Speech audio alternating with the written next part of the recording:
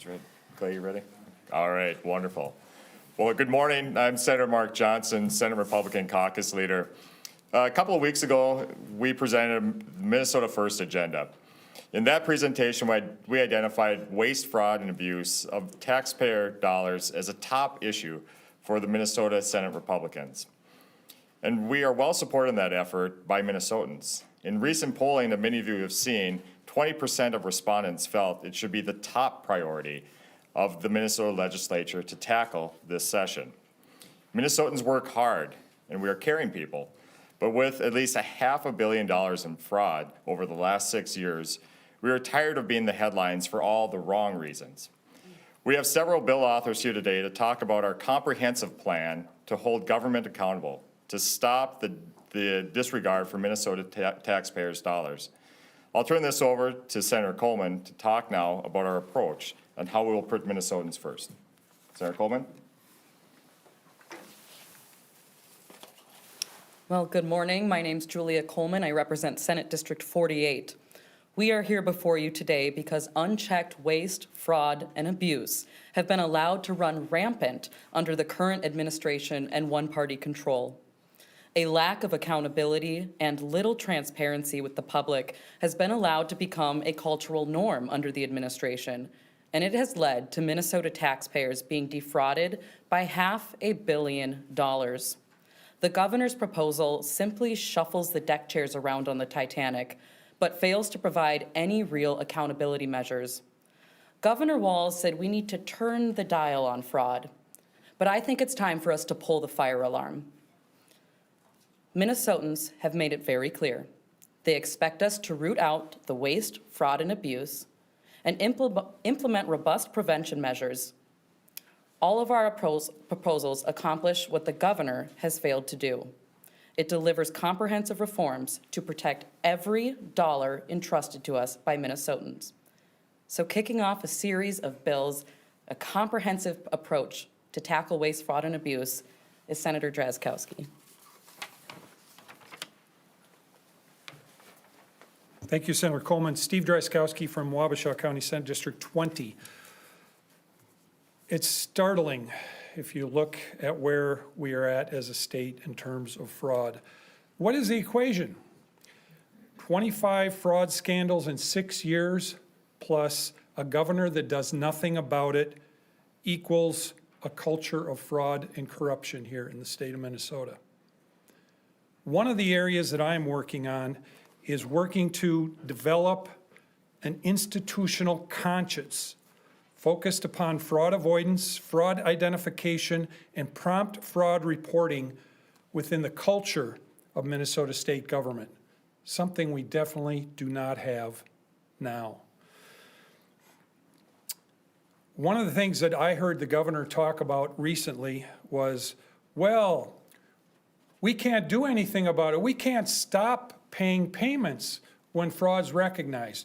Not to mention, and there's a handout out there with all of the laws we have related to fraud currently, but we can do some more work on that. My bill will endeavor to do that. It will provide that all Minnesota government employees need to know that they have the right and the responsibility to pause payments every time that they suspect fraud. And this would mean that it would require employees to report suspected fraud to their commissioner or to their supervisor, that the agency stop payments, and that the agency report to the Inspector General and the OLA.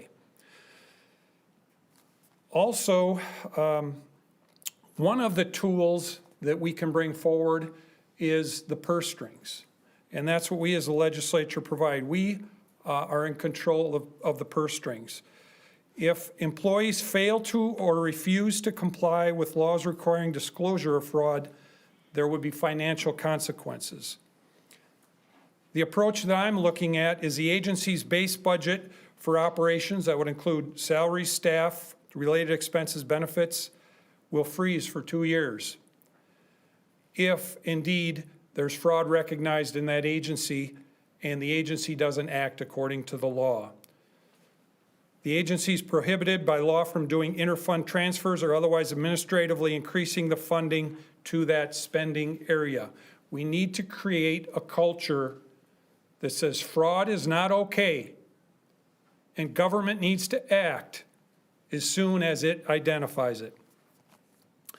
Also, the MMB does training to employees throughout every agency and state government each year. And as part of that annual employee training, there needs to be a signed statement from each employee acknowledging the employment and legal consequences for employees who fail or refuse to identify and report fraud. I've seen the curriculum. It is already in the curriculum. We need to have responsibility acknowledged by the employees during that training. We have a statute, 609.455, that carries with it the biggest consequences for the biggest examples of not reporting fraud and continuing to make payments. Now, we did some checking, and to the best of our knowledge, that statute has yet to be used. It's a $10,000 fine or 5 years in prison or both. That's what our laws say right now. Has the governor used that statute? Has he even fired anybody? Has anybody suffered a demotion because of the $500 million, $610 million, $1 billion in fraud, or whatever number that the media has in their spreadsheet here today? So we need to strengthen 609.455.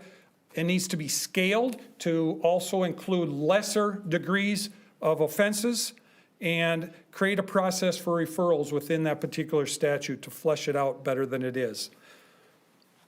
In the federal government, the Office of Management and Budget maintains a do not pay list. And what they do is they collect information, including the list of all the dead people, the list of people who are not qualified or may have violated some of the federal laws that no longer qualify them to be parts of programs. And there are 5 or 6 agencies at this point that consolidate that information into the federal do not pay list. And then agencies are required to use that do not pay list before they make payments out or provide program benefits. So it creates a shared database of individuals and entities ineligible to receive government payments, including multi-agency data distributions or contributions, excuse me. All agencies are would be required to use it under this proposal, which would include vendor contracts, government loan recipients, government payment recipients, and others. And of course, it would make sure, for those of you that remember, all of the dead people that were getting Medicaid benefits in the audit that happened about 10 years ago, not to mention the dead people that have been paid as part of the fraud and corruption that Governor Walz seems to be shepherding through the last 6 years. So it would get rid of, or it would include and prohibit people convicted or suspected of fraud, and people and entities that owe the government money potentially as well. Those are my pieces that I'm bringing forward in a bill that I'm working on. I hope that we can create a government employee base that recognizes, roots out, reports, and rejects the idea of fraud in Minnesota government. The next one to present to you, the next senator, is Senator Andrew Matthews, who is going to present on whistleblower protection. Senator Matthews. Thank you, Senator Drazkowski. Good morning, everyone. My name is Andrew Matthews. I have the privilege of representing Senate District 27. I'm from Princeton in the Sherburne County area. And I'm here to talk about my bill, Senate File 475, which has been introduced, has bipartisan co-authors on it, and has had 2 committee hearings already so far, including yesterday was its second hearing in the Senate State Government Committee. So the purpose of this bill is because we have seen a massive amount of waste, fraud, and abuse that has occurred in our agencies recently. And sometimes the best people that will first see this and recognize this are the employees in the agency that are working on these projects. And I do believe that we have good people that are in these agencies, and some of them do want to flag problematic or questionable issues and need to be empowered in order to do so. Senate File 475 is seeking to expand the number of protections and the number of protected parties that a whistleblower can report to. That would include their employer, any agency, any law enforcement official, any constitutional officer, or any member of the legislature. Sometimes the best information that we get as legislators is from people that are right on the ground level, that are recognizing and seeing questionable issues and want it to be flagged. And sometimes they're coming to us as legislators when they feel like their own agencies aren't taking the appropriate response in addressing them. We have heard from some employees that they do fear retaliation if they stand up and share some of their concerns. At times, employees have shared concerns with legislators on the explicit condition that we keep their identity confidential and we don't state where we get the information from. And while that is helpful for us to try to make the best decisions that we need to make, it is a poor reflection on the culture that their agency would be operating in if that is how they're feeling in these circumstances. We even had one or two that likely would have come out and publicly testified in support of my bill, Senate File 475, but they're in this conundrum. They feel like they would be retaliated against if they were to stand up and publicly support this bill. So while there is current law that has whistleblower protections in it, my stance has been because of how many people still feel like they cannot adequately share with and stay protected from retaliation, that current law is not going far enough. And that's why my bill is seeking to expand the protections that they ought to be eligible for, expand the number of people that they should be able to report to, and emphasize to our agencies that it is imperative in our state law that these agencies do not retaliate, that they take these concerns seriously, and it at least warrants digging into and seeing, is this accurate or is it not accurate? If an allegation's not accurate, that's good for us to dig into and know. If an allegation is dug into and it is accurate, then we've got to take the appropriate steps at fixing the problem and not letting it get out of hand to the tune of the $500 million so far that's been identified running rampant in our state. So that's Senate File 475. That's the first bill I'm trying to work on this year. The next bill in this category is going to come from Senator Mark Curran. Thank you, Senator Matthews. And I'm State Senator Mark Curran, represent Chisago and Iceni counties, happen to be Senate District 28. So what I'd like to do is we're going to talk about a couple bills. One is Senate File 1219 and Senate File 538. And both of them bring the necessary accountability in what we need in government. But the first bill is actually the 1219 is the creation of an Office of Independent Inspector General. And I think it's critical that we have an independent agency that has a global scope and purview over all state agencies to help and assist in the investigation, identification, and prosecution of fraud, or referral for prosecution of fraud. We need to make sure that all payments, as Senator Driscowski's enabling bill would allow. We would also need to make sure that we have all of the capabilities embedded within this agency. We've had some conversations, and there's multiple opportunities or bills being heard. What we want to do is make sure we have the most comprehensive bill and that they have not only the scope and the breadth of all state agencies, but really the capabilities embedded, from law enforcement to forensic accounting to forensic data analysts as it relates to cybersecurity, theft, and fraud. It's not solely about data and the protection of Minnesota, or not solely about money, as we've seen today, but it is in every aspect of our asset and resources and the criminals are being more sophisticated every day. We need to make sure that we have a group that's sophisticated, that can track those activities, and when they look like organized crime or they move into another agency, we need to make sure that all of the capabilities are embedded in this office and operate as independently as possible.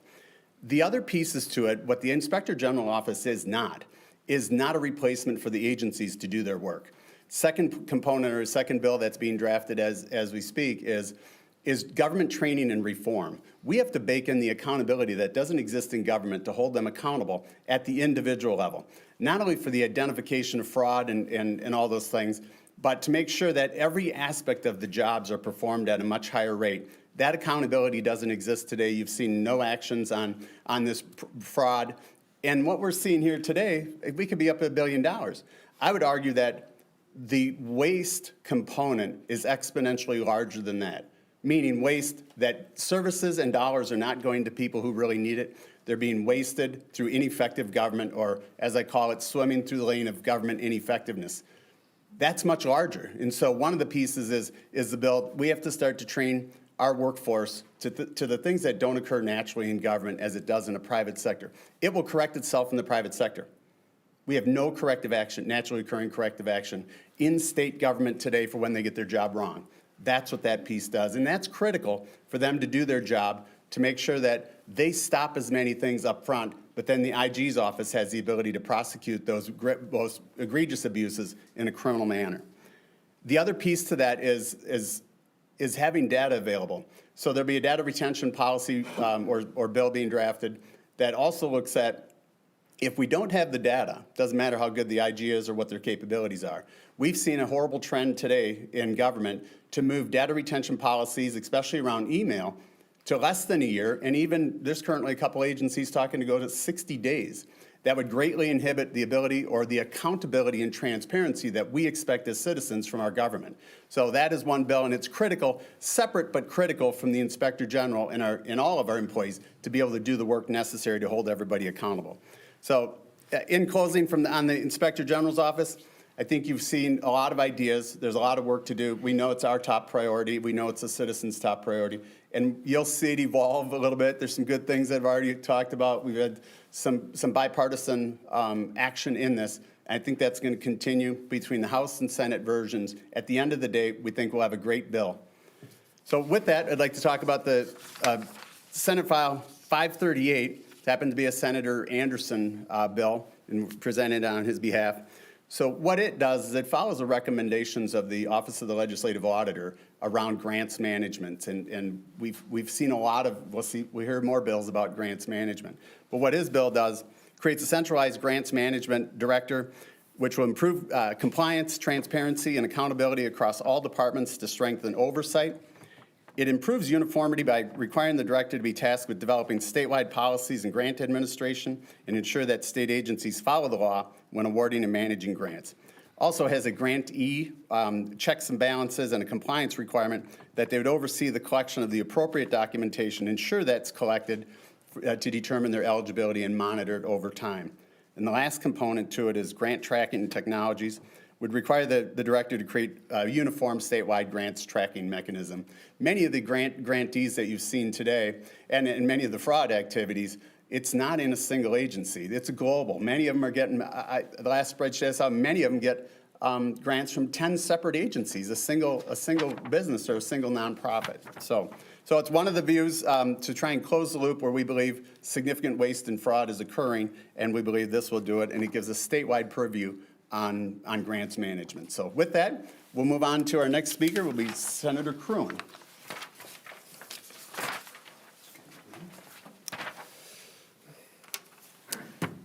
Morning, everybody. I'm Senator Michael Kroon. I have the privilege of representing Blaine, Ham Lake, Columbus, and Lexington. And I'm here to talk about the lack of transparency in the Minnesota Attorney General's office. Before 2022, data that was considered public and routinely produced to the public for over 40 years by multiple attorneys general was no longer turned over by the Attorney General's office. After our current Attorney General refused to produce those documents that had been previously and routinely turned over. The matter was litigated, and the Minnesota Supreme Court, in a 4-3 decision, held that our current statute, as it is currently worded, didn't clearly require the production of those documents. My bill, which is Senate File 730, makes our Data Practices Act statute clear that the Attorney General needs to produce those documents, as that office had been doing for over 40 years. Now the Attorney General is routinely denying large swaths of data, even regarding policy matters, and even if they don't contain any information on individuals. This has sweeping implications that make our government less transparent. And as it relates to fraud, the Attorney General's decision to not be transparent with these documents has severely limited the public's access to information on fraud cases being investigated, prosecuted, or settled. I think it's imperative that the public has access to close investigation files relating to fraud inquiries. As things stand, we literally will not have any idea what kind of fraud has been occurring and reported, and whether this Attorney General has decided to sweep it under the rug. The purpose of our Data Practices Act is to protect the right of the public to know what their government is doing. And we need to make sure that this applies to the Attorney General's office. This should not be a partisan issue. Good policy is good policy, regardless of the individual that currently holds the Attorney General's office. And I'm trying to restore the status quo back to sunlight and transparency, which will help in our efforts to prevent fraud. Thanks. Oh, and up next, we got Senator Rasmussen to talk about another transparency bill. Good morning. My name is Jordan Rasmussen. I'm a senator from Fergus Falls and represent 5 counties in west central Minnesota. I think there's bipartisan recognition that the Office of the Legislative Auditor does fantastic work, making sure that agencies are implementing policies that will help prevent future waste, fraud, and abuse. Unfortunately, one concern that we've seen from our state agencies is their lack of follow-through in implementing the recommendations that the Office of the Legislative Auditor provides to them. So a bill that I've introduced with Representative Jim Nash is Senate File 263, House File 3. It would give more resources to the Office of the Legislative Auditor and require them to review whether state agencies have implemented the recommendations that they have found in their reports. In addition, it would provide this information on the implementation status to every committee in the legislature that oversees those agencies to help provide more accountability. If we're going to fully utilize the great work that the Office of the Legislative Auditor does, we have to ensure that agencies are actually taking their advice and turning it into action. And this will help prevent future waste, fraud, and abuse by ensuring that agencies are using best practices and rooting out the causes of waste, fraud, and abuse. Up next is Senator Nelson. Good morning. Thank you for being here today. I am Carla Nelson, live in Rochester and very honored to represent Dodge and Olmsted counties. And we've talked a lot today about the problem with fraud, waste, and abuse. I'm going to focus specifically on fraud and abuse in our state government programs, particularly our grant programs. Most importantly, every dollar that is fraudulently given out for a purpose that it was not intended for actually robs Minnesotans from in need who actually needed those particular dollars. And that's why I introduced Senate File 981. Unfortunately, Minnesota has a frustrating history, seems to be a long history of fraud in state grant programs. Senate File 981 focuses on improving our state grant programs. And in fact, many of you might remember in 2023, the Office of Legislative Auditors report on state grant programs particularly said pervasive compliance. That is a troubling phrase for Minnesota tax dollars, to know that there is pervasive compliance in grant management practices, and it is across state agencies. And in fact, our fraud is not known just in Minnesota. It is unfortunately known across this nation. Even our Minnesota U.S. Attorney Andrew Luger said that we have a serious problem with fraud in our state. I have the full quote for you. I'm sure you saw it. I won't go through that today. But this is unacceptable, folks. People work hard for their money. They expect their government to be good stewards of the money that they work so hard for, their taxpayer dollars. And right now, our state is a leader in fraud. That is something that should concern every Minnesotan. Our state is a leader in fraud, and that should bring swift results here at the Capitol. Senate File 981 is about putting real safeguards in place to protect our taxpayer dollars in state grant programs. I'll just give you a few of those items in Senate File 981. One, there are stricter financial audits and reporting required. Secondly, there are background checks to keep criminals out of grant-funded programs and our grant-funded nonprofits. And also, it has clear rules about who can serve on the nonprofit boards to prevent conflicts of interest. And then there must be immediate reporting of fraud concerns. We can have no more of this burying, hiding these things under the rug or in red tape. So these are not extreme measures. These are very basic, responsible protections for taxpayer money. And we know that grant money is meant to help people, but instead we're seeing far too much of it line the pockets of fraudsters. We cannot allow that. Every lost dollar to fraudsters or corruption is a dollar that could have helped Minnesotans with needed services. And when people see fraud, particularly, they lose faith in their government's ability and integrity to stop fraud. I think that is serious business, folks. We need to restore Minnesotans' trust in their government. And I fear that many have lost the faith in our government's integrity and ability to control fraud. And so this demands an all-hands-on-deck moment, and that's what you have seen today. Senate File 981 is about protecting public money.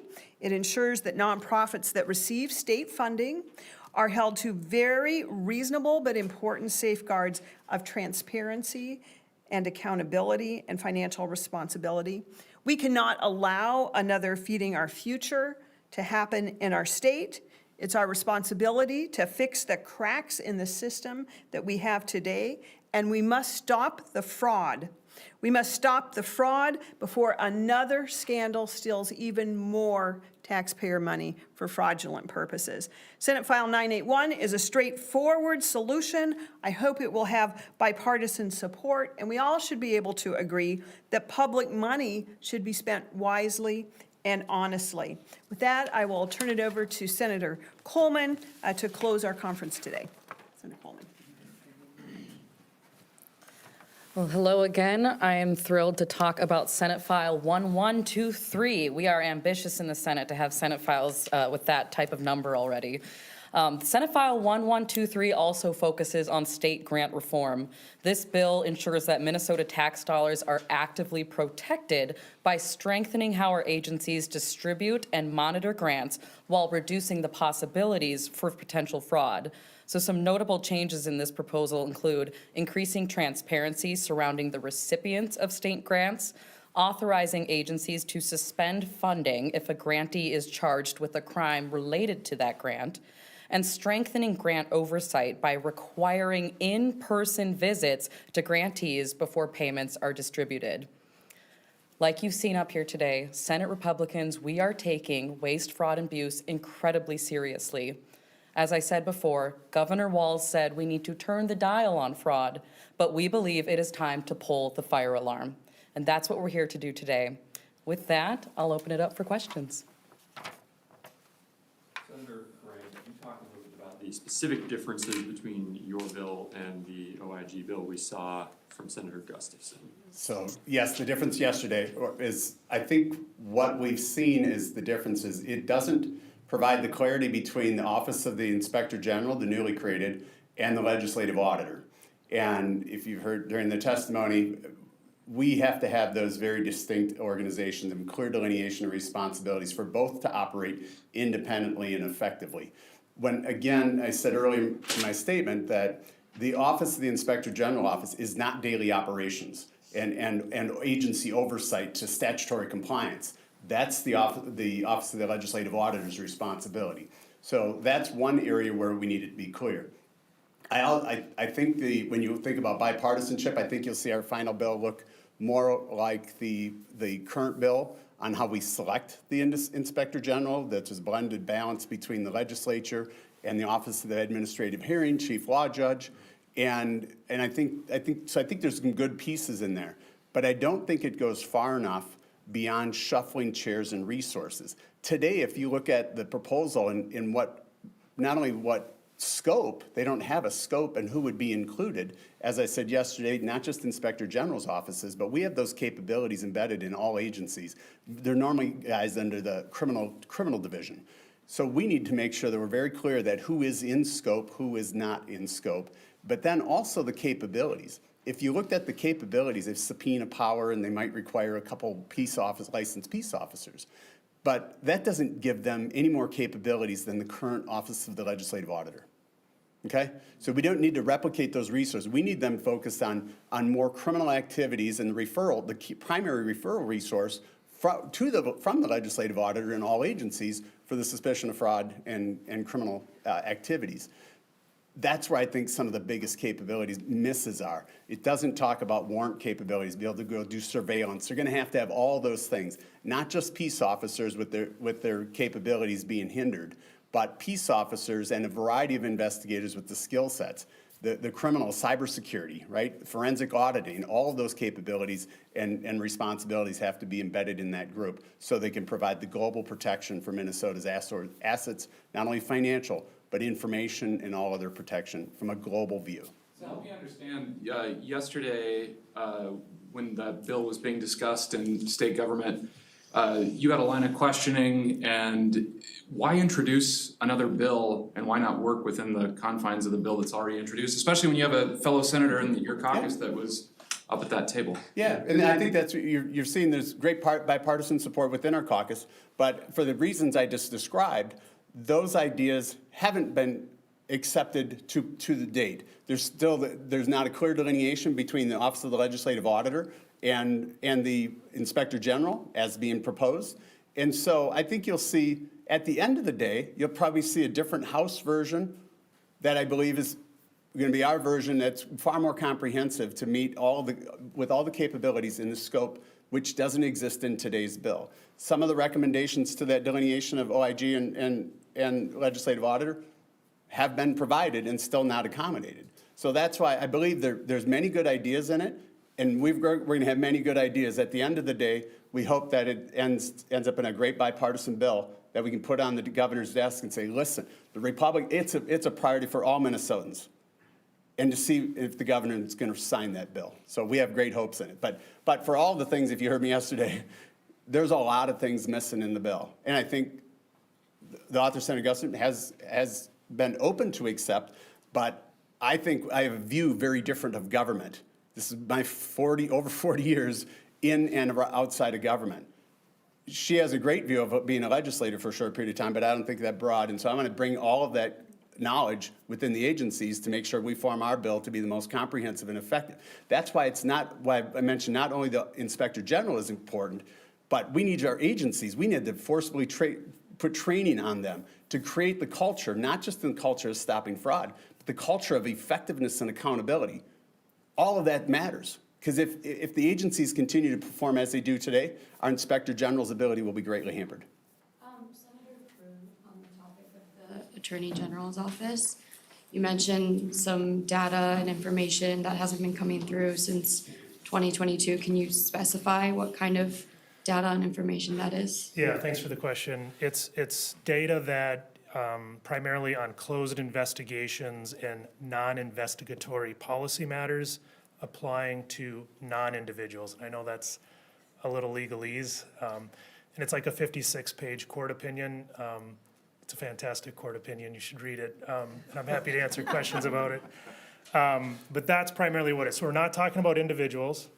That is classified, and it would remain classified under my bill. But because of the way that the statute was worded, it wasn't entirely clear, and the court had a very robust discussion about the statutory interpretation. My bill just cuts through that and makes it clear, so it reverts back to how the Attorney General's office had been operating for over 40 years.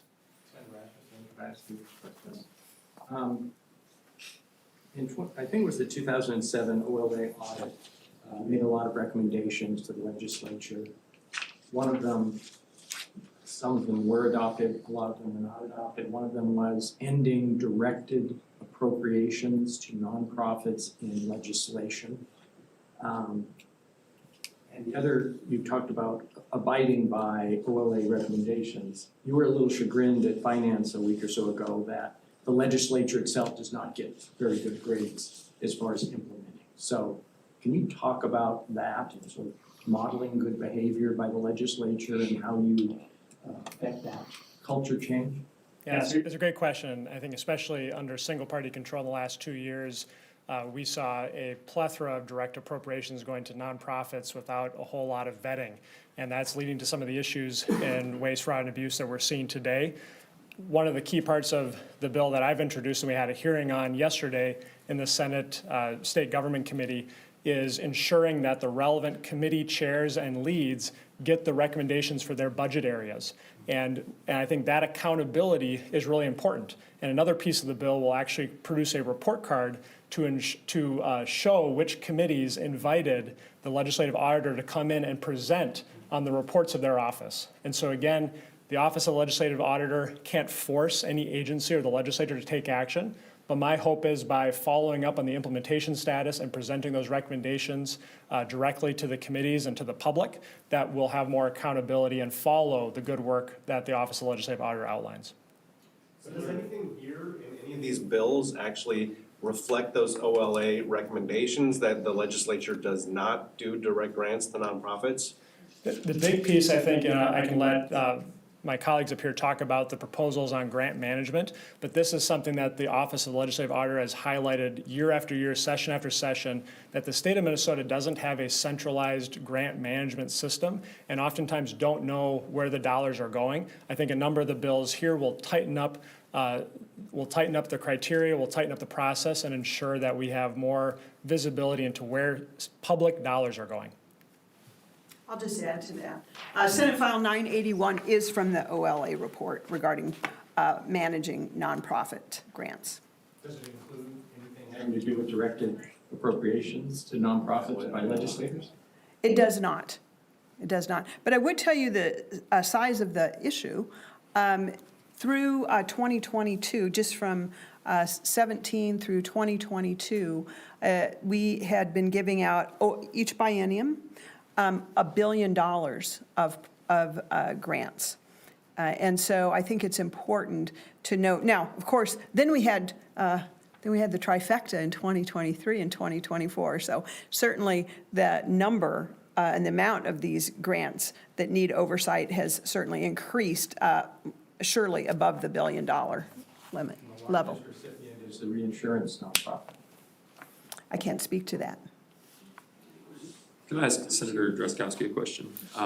The governor's fraud package includes a theft of public funds statute that would increase criminal penalties by 20% compared to existing theft statute, and also makes providing kickbacks a state crime, giving the AG investigative authority. Is that a framework you'd be willing to kind of include in your own increase of penalties package, and what might that look like? Can you say the end of that again? I didn't hear you very well. Is the governor's framework for increasing penalties on fraud something you'd be willing to include in your package? Well, I think the spirit of what he's doing and trying to do, and I haven't read all of his stuff that he's working on, I think the spirit of it is in the right direction, but people need to be asking, why now and why not over the last 6 years with this governor? Why does it take 25 different programs, over $500 million of people's money being stolen for him to wake up to this? That the people of Minnesota should be alarmed, and I think they are. And it takes the alarm being sounded, Senator Coleman, to get him to act. And thank goodness the alarm has been sounded here in the state of Minnesota. I look forward to working with him and his staff on his ideas and my ideas. And I think that Senator Coran and others have covered the notion. We think at this point in the legislature, at this point of discussion on these particular bills, that we can have a very large number of legislators support a bipartisan, bicameral solution that can come forward that the governor can't turn down, and that the state of Minnesota can be proud of as we try to crawl out of the hole that has happened over these last 2 years. And the drunken sailors have spent and spent, and now there's the hangover to deal with. And people are starting to wake up from their stupor and realize we're here to serve the people. So the answer is yes, we're willing to do that, and I think you're seeing it. We're seeing really good discussions with people from the other side of the aisle, members from the other side of the aisle on these issues, and I hope and expect it to continue.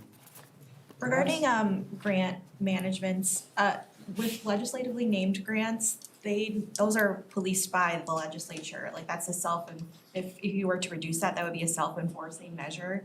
Is the Senate Republican Caucus supportive of reducing direct grants to nonprofits through legislation? Well, I think the bill that I mentioned specifically does that, as far as those grants need to follow the criteria that I mentioned in the bill.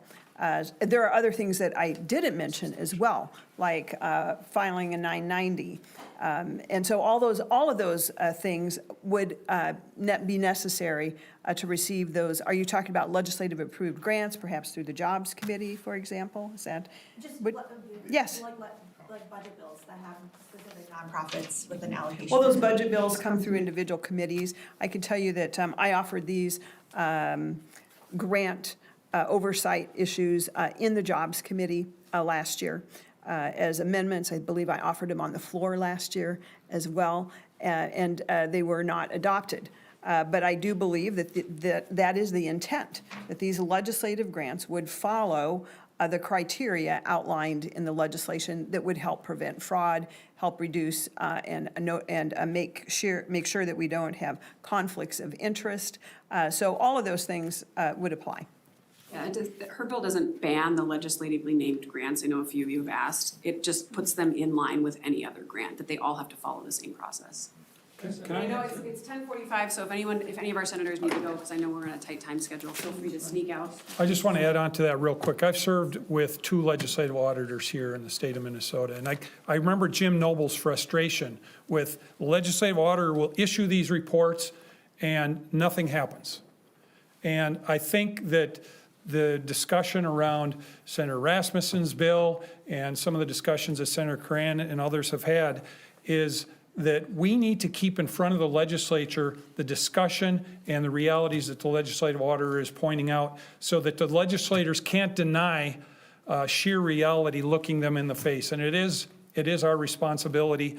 And anyway, I hope that's helpful. We need to, that signal from the legislative auditor's office and eventually the IG's office, I think needs to be a continuous signal between them and the legislature.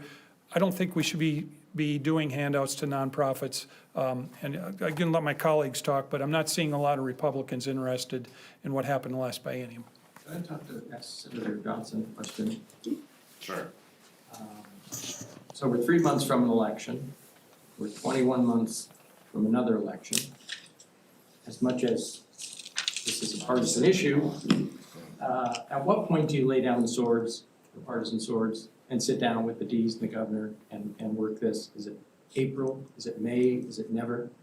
You're talking about the legislative process, not necessarily the waste, fraud, and abuse that we're bringing up today. I'm talking about the issue of waste, fraud, and abuse and solving it as opposed to scoring political points off. Look, I think you see many of the bills today have bipartisan support, and those are the things that we're bringing forward. These are bills that aren't complex, they're not complicated, they're simple fixes that the administration's been ignoring for the last 6 years. And so now you see the governor starting to engage on that conversation. And so if we continue to bring this up and highlight what is going on in state government and the easy, simple, bipartisan, common sense fixes that we can do together, I think that's something that's gonna happen this year. It has to happen this year. This is, again, an embarrassment. That's the reason why we went for 48 minutes here talking about fraud, is it's right there in front of us. It's so simple. We've got the bills. We're ready to go and engage. And so I'm excited to work with administration and with the other leaders across the legislature here in getting this done, Peter. Senator Grant, you want to, yeah. So, Peter, yeah, really good question. So, one of the pieces that I fought for since I got here was the government reform, right? It affects every single aspect. This fraud, this pervasive fraud, and again, swimming through the lane of government ineffectiveness is likely 2 or 3 times the fraud that you see highlighted. It's horrible. And so when I was elected, 2 weeks from when I was elected, reached out, we had my office called the governor's office. We need a meeting. We need 1 hour of his time. 1 hour. It's like, and if he wants more of what he wants or what he claims he wants, with my government background, it's a unique background. We can do it. You know what the response was? Nothing. Nothing. So then we sent one every couple weeks. Then we sent one every couple months. Then we sent one every quarter. And then we gave up. A sitting Republican senator looking to help the governor achieve what he says he wants, in addition to putting forth great government efficiency and effectiveness, as everything we've talked about, no matter what it is, it's all based on our government model is broken. And he refuses to do a single thing. And you can't get a meeting with them. So I understand the premise of your question. When are we going to stop the bipartisan or the partisanship? Can you imagine that our citizens know? The only thing he does in a bipartisan manner is he doesn't talk to Republicans or Democrats. That's it. So we started that attempt to fix these problems. We wouldn't be here today if we started on that initiative. And only the governor can direct and drive that, because he determines what our agencies do. And he's done nothing. Thank you. Outside of the OIG bill, which I know there's 2 of right now, are there any bills that we heard about today that have DFL co-sponsors, DFL support? Have you guys talked with any of your colleagues and have some of that going on? Thank you. Yes, the Senate File 263 has a DFL co-author on that bill, and it actually had a hearing yesterday in the State Government Committee. So this is an idea of strengthening the Office of the Legislative Auditor, following up with state agencies to ensure that the recommendations are implemented, and we have bipartisan support. We hope that more Democrats will see this as an important initiative and hope to get it done this session. Yeah, great question. My bill on whistleblower expansion of protections has 2 Republican authors on it, myself and Senator Dornick, and then Senator Hoffman originally signed on. And after our first hearing in the Labor Committee, Senator Marty came up to me afterwards and was like, "I'd like to sign on to your bill if you've got a spot." I said, "Yep, absolutely." And then Senator Kupek after that. So that's why we're respectfully challenging the premise of some of these questions, because we have been working and communicating together where we can, and still trying to push where we think things need to go stronger. So this one, and after yesterday's hearing in state government, I'm committed to working with Senator Gustafson and Senator Kroon, because the committee identified there's some similarities between the whistleblower protections and the OIG package that they're wanting to go through. And there's some good grounds to try to figure out how some of these things can mesh together. So, yeah, we've been doing some good work, and we're going to continue to push this as strong as we can. How would you guys going? I'd push back on the premise too. I mean, you see, the bipartisan work has already started. We're not waiting for a date in the future to get going on it. I've been involved with Senator Gustafson for quite some time, and yeah, we have a great Republican bill, OIG bill too, and it's not just Senator Gustafson and myself working together.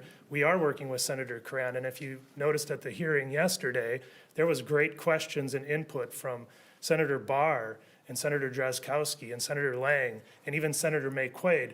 And so the bipartisan work is happening, it is moving forward, And I think, I'm willing to work with anybody who's serious about tackling this problem, and I certainly am willing to work in a bipartisan manner. And at some point, whatever bill comes out of it, I think is going to be a really good bipartisan bill, and it's probably going to have elements of Senator Cran's bill in it as well. He had some good questions, and we're committed to working with him, and we're going to have a good product at the end. Any other questions on fraud? Wow, guys, almost an hour. If there's any off-topic questions you want to ask Leader Johnson, you can stick around for a few minutes or anything.